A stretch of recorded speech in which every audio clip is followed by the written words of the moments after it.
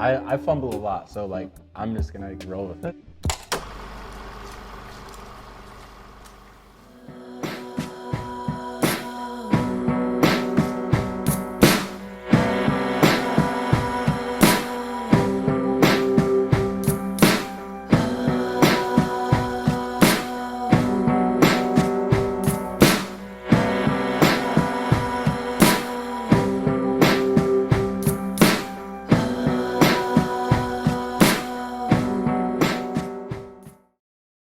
What's up, everybody? Welcome back to another YouTube video. Today I'm here with my brother Ryan Stephen Hawley, amazing writer and director.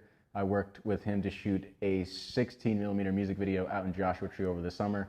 So today we're just going to talk a little bit about that. What's up? Welcome. How we doing, bro? Good to see you, man. Take a seat to the all-new director's series. How many scripts have you written now? Features.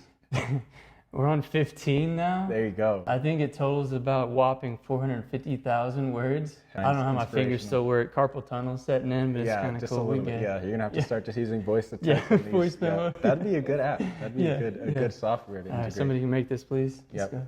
What I love about Ryan, he's another man of God, so we connected immediately. The story is always the most important thing to me, so when I got my eyes on the script, I really knew the kind of level of talent I was dealing with. And usually music videos, you know, they can really scale from the, you know, super low budget, low quality, we're gonna shoot an alley.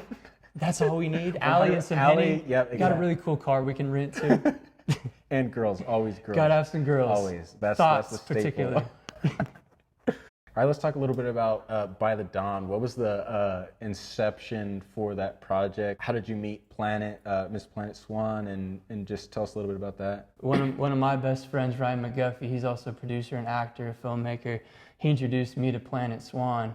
So she brought this song to me called By the Dawn. And my usual method with directing music videos, I just listen to the song over and over and over again. Because the best music has images, has those visuals, so it's hunting, kind of searching for that light. And the song itself is about emerging from a toxic relationship and rediscovering who you are. And Planet and I bounced these different ideas back and forth, and she showed me this Pinterest board, and on the Pinterest board there was this recurring image of Mary Magdalene. And Mary has always been a sphinx to me, like this mystery that I've always yearned to get to know better, to know who she truly was, because she's a polarizing figure. And so I really wanted to tell this story, this resurrection story that starts with her crisis of faith, literally right after the crucifixion of Jesus. So every story has its beginning, but sooner or later you gotta go up that mountain and get to the hardest part of everything, which is the actual production of the film. The benchmark for desert cinema is Lawrence of Arabia, but we didn't exactly have the Lawrence budget. I mean, leading into it, I did a lot of research on what is it like to shoot film in the desert, and then we'd be in some more kind of treacherous climates. 30 acres in Pioneerstown. It was just really hilly and dry and hot all day and night. Rattlesnakes, maybe? Rattlesnakes, 100%. Limited access to vehicles to move gear around, so most of our work was hauled through manpower. Our gaffer, Joey. Shout out to the man. And what do you have, the 1200D, right, to light it? Yep. Usually that was our key. Yep. We brought the strongest, most portable light we could, so we went with the Aperture 1200D, which gave us plenty of output. That worked to get us that extended dynamic range and really put us into that kind of more studio look. The only downside was we needed to haul a generator around everywhere because you can't really run that off of V-mounts, so.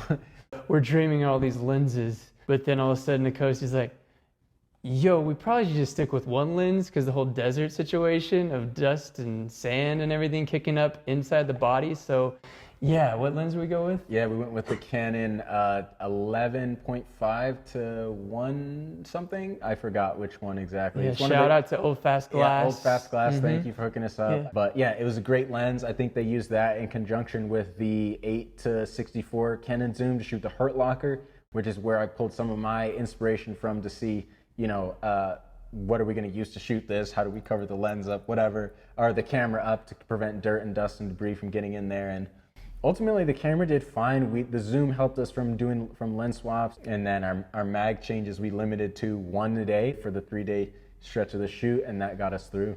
We really wanted to evoke this dreamy feel. We wanted to utilize the moving camera as much as we could, and so we're really blessed with the presence of Denzel to rock our Steadicam. I think we may have set the record for flying Steadicam on the hottest day. I don't know if that's a fact, but... Oh, it absolutely is a fact. Guinness Book of World Records, come on. Guinness Book. Yeah, Denzel was a beast, man. He was running and moving up and down these mountainsides like crazy. I mean, he was drenched in sweat. Low mode, high mode, all the middle modes. All of it, yeah. And by the way, when you're editing low mode, it's all upside down, so that's fun. And backwards, right? And backwards, inverted, yeah. Something like that. All the ways. The camera and lenses all aside, it really what matters is what you're shooting. What was some of the set pieces that we had involved in making this? We needed to have a cross. So one of my best friends from back home in Oklahoma, Paul Lewis, I knew he was the man for the job. He ended up building this 13-foot cross. He's a brilliant artist, sculptor, painter, but he can basically make anything with his hands. And so I knew he's one of those homies that you call him up like, yo, you want to build a cross in the desert? And he's like, say less. I remember pulling up to location. It's evening, the day before we're going to start shooting. And Paul's out there getting his hands dirty, just this massive length of wood laying in the ground that he's transforming into a cross, literally bit by bit. We're running on solar power, which isn't powerful enough to power the power tools, so he's doing a lot of this by hand. We got master carpenter Paul Lewis, just built the whole cross. Hand tools, baby. All by hand. Period piece. Hoisting the cross up was a massive achievement in and of itself. Wait a second. Yeah, so you remember this. So it's basically you, Joey, and me, right? Yeah. We're hoisting this cross, and we have a rope attached to it. And we hand the rope to Denzel. Granted, we're on a cliff. Yep.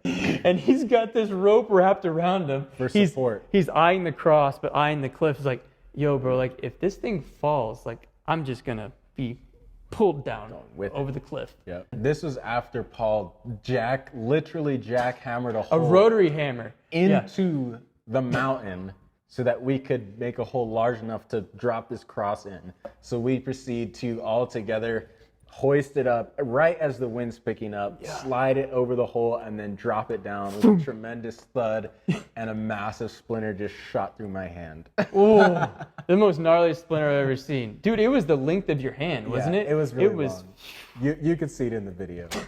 All right, let's do it. Let's get it. We just we're just going to have to walk our way down. Yeah. You should get it from this side just in case it falls off the cliff. Well, which way do I pull the rope? The other direction? This way? Come more. Tripped over a rock. Probably wrap it around your waist. If it falls off the cliff now. Dude, it's taking you. This is how I die.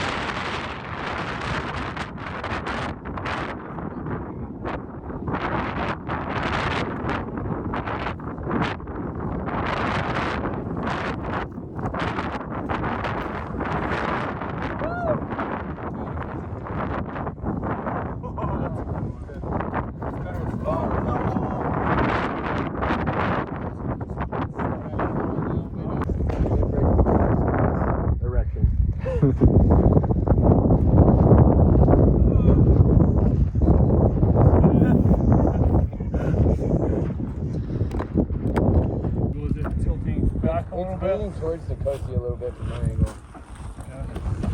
Yeah. A little further.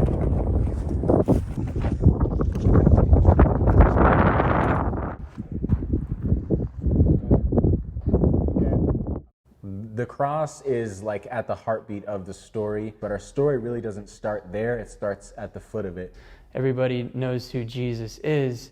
I wanted to shed a light on Mary Magdalene and tell her story. And so it was a really beautiful journey, the casting process. Ianula and I struck an early bond because she's Romanian and she had to leave her family to really pursue her dreams of becoming an actor. A big part of this story is to be able to transcend space and time because we don't know exactly where we are. We're also deeply within her psyche, within her soul. And so all those meetings, all those sessions leading up to being at the cross, it was really cathartic to see her as Mary, really owning that character, really becoming her.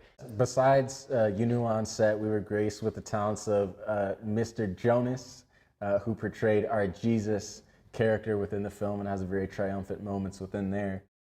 So leading from all these pre-production meetings we had this really strong vision, but then it's an entirely other story for the execution. So talk to me a little bit about the execution of one specific shot that was most satisfying for you. I think probably the most satisfying shot to see played out in the end, the setup with Mary and her visitation with the little girl. That was probably one of the first shots we did, and it was the most time we spent really getting it locked in. Everyone was full of energy, and it was the introduction. So I think that was probably my favorite, just because it was like we're beginning now. But visually, there's also a really great shot, a performance shot of a planet where we kind of got this dolly zoom effect as she's singing, and we're kind of wrapping around on Steadicam, and I really do like that shot. What was the most rewarding part of production? The darkness of the story and the subject matter, it leads to this natural catharsis that I've dreamed from the very beginning. I had these epic dreams of shooting the sand dunes, this location that was epic, the vistas limitless. And we actually were going to shoot in the Kelso Sound Dunes, but there were the few logistical hurdles that we just couldn't make at the last minute. So we ended up going to the Salt Flats in the Mojave.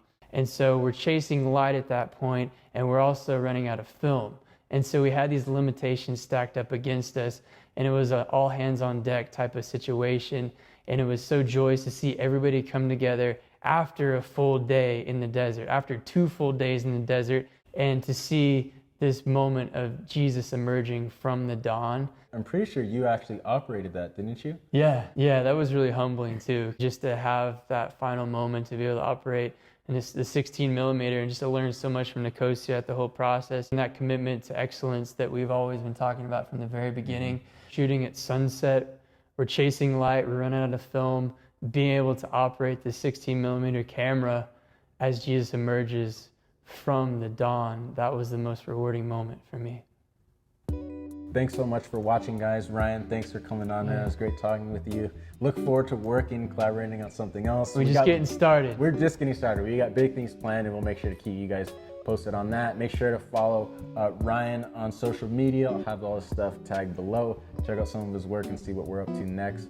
But other than that, guys, thank you so much for watching. Please be sure to like and subscribe, and we'll see you next time. Peace. Peace.